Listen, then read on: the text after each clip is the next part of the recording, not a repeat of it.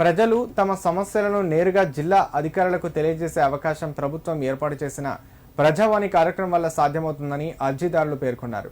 ప్రతి సోమవారం జిల్లా కలెక్టర్ కార్యాలయంలో కొనసాగే ప్రజావాణి కార్యక్రమంలో తమ బాధలు నేరుగా జిల్లా కలెక్టర్కు విన్నవించుకునే అవకాశం కలుగుతుందన్నారు. సిద్దిపేట జిల్లా కలెక్టర్ కార్యాలయంలో ప్రజావాణి కార్యక్రమం నిర్వహించారు.